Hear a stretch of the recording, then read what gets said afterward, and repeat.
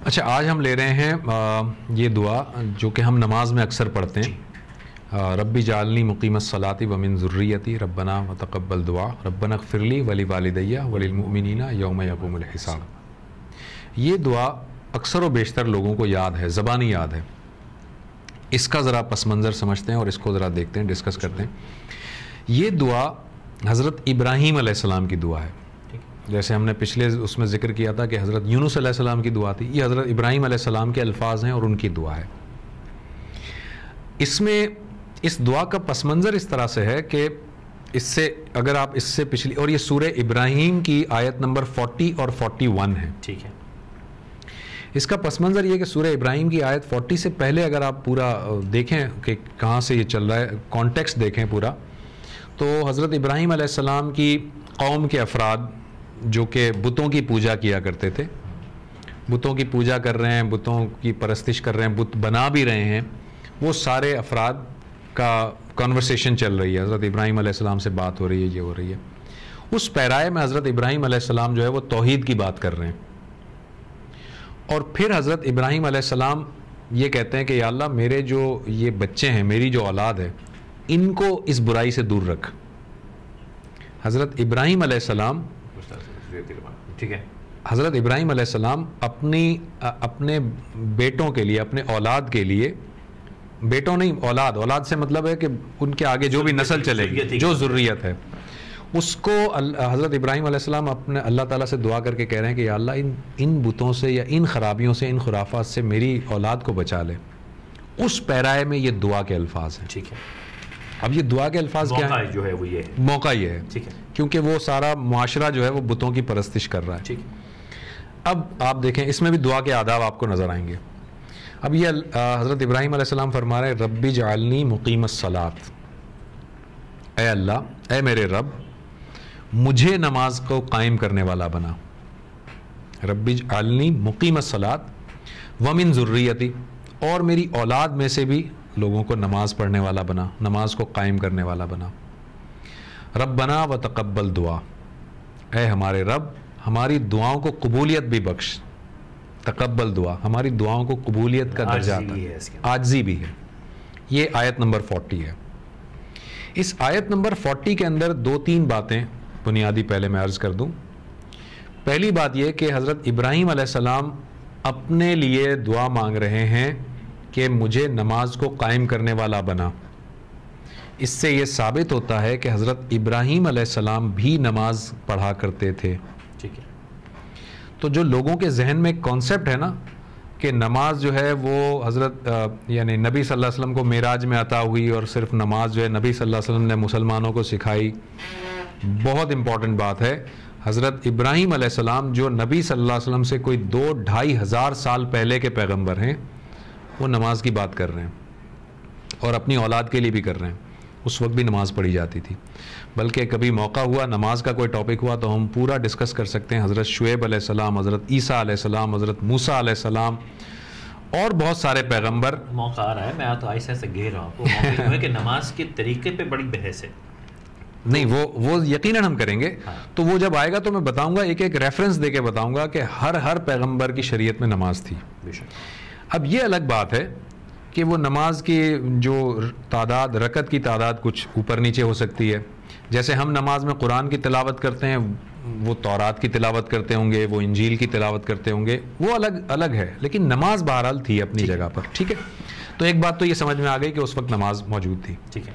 دوسرا ایک طریقہ اس میں یہ نظر آ رہا ہے کہ حضرت ابراہیم علیہ السلام جو کہ جلیل القدر پیغمبر ہیں، جن کو ابو الانبیاء کہا جاتا ہے، ابو الانبیاء، انبیاء کا باپ کہا جاتا ہے، اور آپ کو اللہ تعالیٰ نے امام بنایا تھا، وہ کہہ رہے ہیں کہ یا اللہ مجھے نماز کو قائم کرنے والا بنا۔ کیا وہ ہم سوچ سکتے ہیں کہ وہ نماز میں کوتاہی کرتے ہوں گے؟ ہرگز نہیں سوچ سکتے۔ اس کے باوجود وہ اللہ تعالیٰ سے یہ توفیق مانگ رہے ہیں کہ مجھے نماز قائم کرنے والا بنا۔ اس سے ایک اور بات جو بہت بنیادی بات پتہ چلی، وہ یہ کہ دعا کو مانگتے رہنا ضروری ہے۔ یہ نہیں سوچنا چاہیے کہ میرے پاس یہ چیز ہے تو اب میں کیوں مانگوں، نہیں، اگر میں نماز قائم کر بھی رہا ہوں تب بھی مجھے ہر وقت یہ دعا کرنی چاہیے، اللہ مجھے نماز قائم کرنے والا بنا۔ اگر میں روزہ رکھتا ہوں تو مجھے کہنا چاہیے اللہ مجھے روزہ رکھنے کی توفیق دے، کیونکہ کچھ نہیں پتا کہ آج آپ جس جگہ پر ہیں کل آپ کہاں ہوں گے, کل آپ کس مسئلے میں ہوں گے, کل کس فتنے سے دوچار ہوں گے, روزے میں روزہ مکمل کر پائیں گے نہیں کر کل کس آزمائش میں ہوں گے, آپ کو نہیں پتا. تو توفیق اللہ ہی سے مانگنی ہے, اور یہ جلیل القدر پیغمبر توفیق مانگ رہے ہیں. اور توفیق میں بھی بہت کچھ چھپا ہوا ہے. جب ہم توفیق کہتے ہیں صرف یہ نہیں کہ مجھے طاقت دے, میرے حالات بھی تو ایسے کر کے میں نماز پڑھ سکوں روزہ. بالکل, نماز کو قائم کر سکوں, حالات بھی تو دے مجھے. حالات بالکل ٹھیک ہے, توفیق میں وہ بھی شامل, بالکل شامل ہے. تیسری بات اس میں ایک اور پتہ چلی, رب اجعلنی مقیم الصلاۃ ومن ذریتی ربنا وتقبل دعا. یعنی حضرت ابراہیم علیہ السلام کہہ رہے ہیں کہ یا اللہ مجھے نماز قائم کرنے والا بنا اور میری اولاد کو نماز قائم کرنے والا بنا. اس کا مطلب سب سے پہلے انہوں نے کس کے لیے مانگی دعا؟ اپنے لیے, پھر دوسرے کے لیے. بہت امپورٹنٹ بات ہے. ہم جب یہ کرتے ہیں نا کہ ہم ہاتھ اٹھائیں دعا کریں یا اللہ اس کو بخش دے, اللہ اس کو رحمت دے, اللہ اس کو دے, اور اپنے لیے دعا نہ مانگیں, اللہ تعالیٰ کو سخت ناپسند ہے یہ بات. کیونکہ اس کے اندر ان بلٹ تکبر ہے کہ یا اللہ تو اسے دے دے, اسے دے دے, مجھے نہ دے کوئی پرواہ نہیں, مجھے کوئی پرواہ نہیں, دینا ہے تو دے, نہیں دینا تو نہ دے. یعنی ہم اپنے بیہیویئر سے یہ شو کر رہے ہو. اور یہ نبی ہے کہ پیغمبر ہیں, یہ کہہ رہے ہیں یا اللہ سب سے پہلا فقیر, سب سے پہلا محتاج تو میں خود ہوں, تو مجھے نماز کو قائم کرنے والا بنا اور میری اولاد کو بھی بنا. پھر تیسری بات ربنا وتقبل دعا, یا اللہ ہماری دعا کو قبول کر لے. دوسری آیت, یہ بھی ایک پیغمبر کو کہنا پڑ رہا ہے کہ یہ دعا کو قبول کر. یہ بھی پیغمبر نہیں, حضرت ابراہیم پیغمبر, لیکن حضرت ابراہیم علیہ السلام ہے. ایگزیکٹلی, دین ابراہیمی کی جو بات, دین ابراہیمی, ٹھیک ہے, ابو الانبیاء ہیں, ابو الانبیاء ہیں, وہ کہہ رہے ہیں اللہ میری دعا مان لے, قبول کر لے. پھر دوسری آیت ہے ربنا اغفر لی.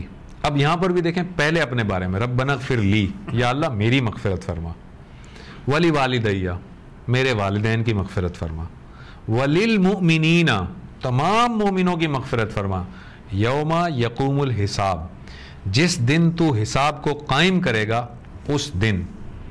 یعنی جس دن تو حساب کو قائم کرے گا اس دن چونکہ بادشاہ تو ہوگا, اس دن چونکہ تو ہی خود مختار ہوگا, اس دن تیری ہی بادشاہت چلے گی, کسی کو کچھ کہنے کی مجال نہیں ہوگی. تو یا اللہ میں چاہے کچھ بھی ہوں, پیغمبر ہوں, لیکن یا اللہ میری مغفرت تو کر, پہلے میری مغفرت, یا اللہ میرے والدین کی بھی مغفرت کر, اور یا اللہ تمام مومنوں کی مغفرت کر. یہ اس میں ایک اور نقطہ یہ ملا, ایک تو یہ کہ پہلے انہوں نے اپنی مغفرت مانگی, دوسرا نقطہ یہ ملا کہ جب دعا کی تو تمام مومنوں کو شامل کر لیا, تمام اہل ایمان کو شامل کر لیا, تمام مسلمانوں کو شامل کر لیا.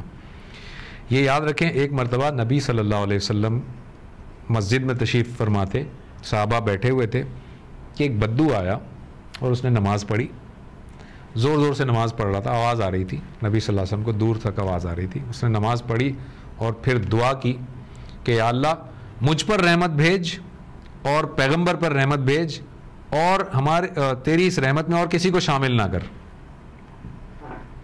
بدو بیچارے سادہ دیہاتی لوگ ہوتے ہیں, تو اس نے کوئی ایسی کوئی غلط نیت سے نہیں, مگر اس نے یہ کہا کہ ہو سکتا ہے کہ جب اللہ تعالیٰ مجھ پر رحمت بھیجے اور پیغمبر پر بھیجے اور دوسرے کسی کو بھیجے گا تو ہماری رحمت میں کوئی کمی ہو جائے گی, ہو سکتا ہے کوئی کمی ہو جائے. اس نے کہا یا اللہ مجھ پر رحمت بھیج اور پیغمبر پر رحمت بھیج, اور اس رحمت میں کسی کو شامل نہ کر, یعنی کہیں ایسا نہ ہو کہ وہ رحمت کم ہو جائے. تو نبی صلی اللہ علیہ وسلم نے جب اس کی بات سنی تو اس کو بڑے پیار سے آپ نے بلایا اور بہت ہی طریقے سے, بہت شفقت کے ساتھ اسے سمجھایا کہ اللہ کی رحمت کو اس طرح سے محدود نہ کرو, اللہ کی رحمت تو بڑی وسیع ہے. تو اس وقت آپ دیکھیں اس کو, اس سے اگر آپ جوڑیں, میں یہاں ریفرنس دینا چاہوں گا کہ اگر کسی نے نہیں دیکھا تو سورہ فاتحہ میں ہم نے ایک بات کی تھی رشک اور حسد والی, رشک اور حسد والی, ایگزیکٹلی. تو جس نے نہیں دیکھا تو وہ جا کے وہ والا پیس سن لے, بالکل ٹھیک, فردر وضاحت مل جائے گی. کوئی محدود نہیں ہے اللہ تعالیٰ, بڑی ہے بہت بہت بے بہا, اللہ تعالیٰ کی رحمت کی تو کوئی حد ہی نہیں ہے نا. تو یہ ہے حضرت ابراہیم علیہ السلام کی سنت ہمیں یہ بتا رہی ہے کہ جب مانگو اپنے لیے مانگو, اور پھر اس دعا میں اہل ایمان کو بھی شامل کر لو. تو آپ نے اہل ایمان کو شامل کیا اور آپ نے اللہ تعالیٰ سے یہ دعا کی کہ جو جب حساب قائم ہوگا تو اس دن ہم سب کی مغفرت فرما دے. استعمال کہ اہل ایمان وہاں ہے مومنین, اہل ایمان ہی ہوا نا, مومن کا مطلب ایمان والا, اہل ایمان. اچھا, مومن صرف ایمان یا قول سے ہو جاتا ہے یا زیادہ فعل سے ہوتا ہے؟ اچھا, اس کے اندر اب یہ ایک الگ ڈیبیٹ ہے, الگ بحث ہے, فسادی ہے. ہاں مجھے پتا ہے اس میں ایک پوری الگ بحث ہے. یہ اصل میں ایک ہے اسلام اور ایک ہے ایمان. میں سادہ لفظوں میں اگر اجازت دیں, جی, میں ان نالائقوں میں سے ہوں، اللہ کو مانتا ہوں، ایمان لاتا ہوں، ایمان رکھتا ہوں، اپنے حلیے میں اور زبان میں کافی مسلمان لگتا ہوں، لیکن میرے جو فعل ہیں روزمرہ زندگی میں ان کا قطعاً میرے ایمان یا اللہ تعالیٰ کے احکامات سے کوئی تعلق نہیں ہے. تو میں ایمان والا ہوا، مومن ہوا کہ نہیں ہوا؟ میں 2-3 باتوں کے اندر اس کو بتا دیتا ہوں، پھر ہم آگے چلے جاتے ہیں تاکہ بات ہماری کہیں اور نہ نکل جائے. مختصراً اس کو بتا دیتا ہوں آپ کی بات. دیکھیں، پہلی بات تو یہ سمجھ لیں کہ اسلام اور ایمان، اسلام سے نکلا ہے مسلمان یا مسلم، اور ایمان سے نکلا ہے مومن. ایک مسلم اور ایک مومن، یا ایک اسلام اور ایک ایمان. ٹھیک ہے. تو قرآن مجید نے اسلام کو اور ایمان کو اور مسلم کو اور مومن کو مختلف جگہوں پر ایک دوسرے کے مترادف الفاظ کے طور پر استعمال کیا ہے. ٹھیک ہے. کہیں پر اللہ تعالیٰ نے مطلب جو اللہ کے خاص بندے ہوتے ہیں اس کے لیے اللہ تعالیٰ نے مسلم کا لفظ بھی استعمال کیا، جو اللہ کے خاص بندے ہوتے ہیں مسلم کا لفظ استعمال کیا ہے. اور کہیں پر اللہ تعالیٰ نے اپنے خاص بندوں کے لیے مومن کا لفظ بھی استعمال کیا ہے. ٹھیک ہے. اس کا مطلب دونوں کے اندر یہ موجود ہے بات.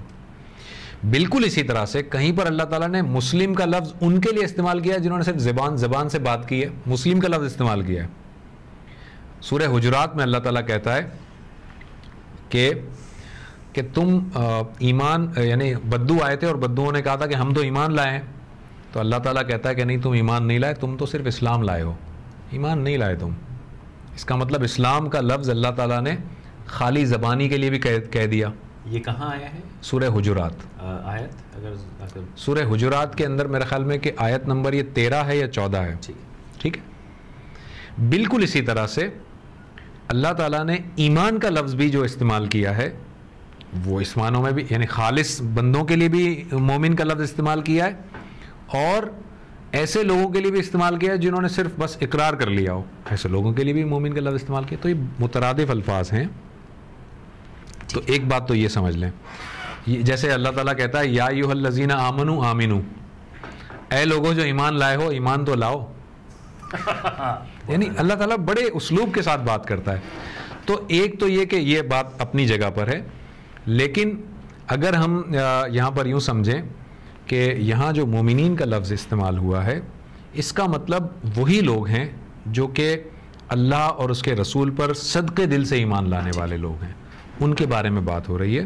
کیونکہ حضرت ابراہیم علیہ السلام ہی کی دعاؤں کا ذکر جب آئے گا تو اور بتاؤں گا آگے میں، کہ حضرت ابراہیم علیہ السلام سے اللہ تعالیٰ نے ایک وعدہ کیا کہ میں تمہیں جو ہے امام بناؤں گا، لوگوں کا امام بناؤں گا. تو حضرت ابراہیم علیہ السلام نے اللہ تعالیٰ سے پوچھا کہ یا اللہ کیا میری اولاد میں سے بھی یہ ہوگا، امام بنائے گا تو؟ تو اللہ تعالیٰ نے کہا کہ میرا ظالموں سے کوئی وعدہ نہیں ہے، یعنی تمہاری اولاد میں سے اگر کوئی شخص ظالم ہوگا، ظلم کرنے پر آئے گا تو اس کے لیے میرا کوئی وعدہ نہیں ہے، ادروائز سب کے لیے وعدہ ہے.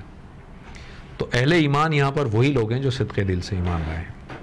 یہاں پہ اس کا اختتام، اگلی دعا کی طرف چلیں گے اگلے ویڈیو میں.